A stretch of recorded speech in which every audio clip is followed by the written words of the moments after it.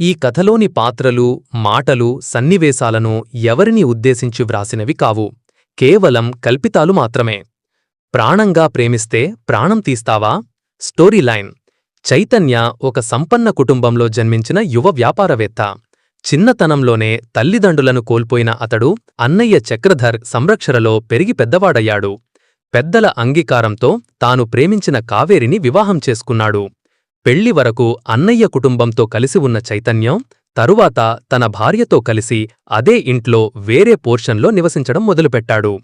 చక్రధర్ డబ్బు సంపాదనే ధ్యేయంగా జీవిస్తూ భార్య పావనికి తగినంత సమయం కేటాయించకుండా వ్యాపారాల నిమిత్తం దేశాలు తిరుగుతూ ఉండేవాడు.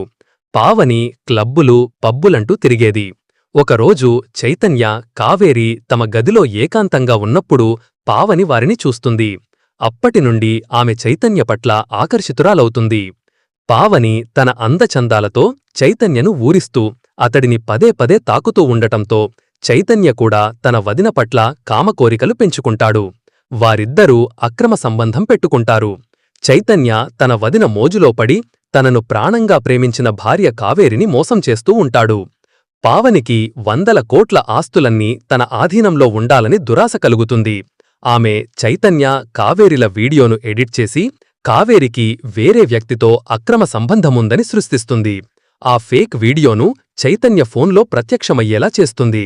అది చూసిన చైతన్యలోని క్రూరత్వం మేల్కొంటుంది. పావని లేకపోతే తను బతకలేననే స్థితికి చేరుకుంటాడు. పావని అతడి మనసులో ఒక విషబీజం నాటుతుంది. నేను నీకు జీవితాంతం కావాలంటే మన అక్రమ సంబంధాన్ని స్వయంగా చూసిన నీ భార్య మనకు అడ్డంగా ఉండాలో లేదో నువ్వే ఆలోచించుకో. చైతన్య ఒక పక్కా ప్రణాళిక ప్రకారం కావేరితో ప్రేమగా నటిస్తూ తమ హోటల్లోనే ఆమెను అత్యంత దారుణంగా హత్య చేస్తాడు.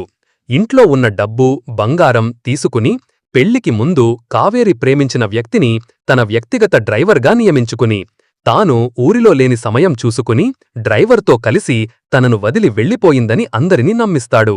తన భార్యపై నిందలు వేసి సమాజంలో తమ కుటుంబ పరువును, తమ సంస్థల్లో పనిచేసే ఉద్యోగుల జీవితాలను అడ్డుపెట్టుకుని అత్తమామలతో రాజీపడతాడు.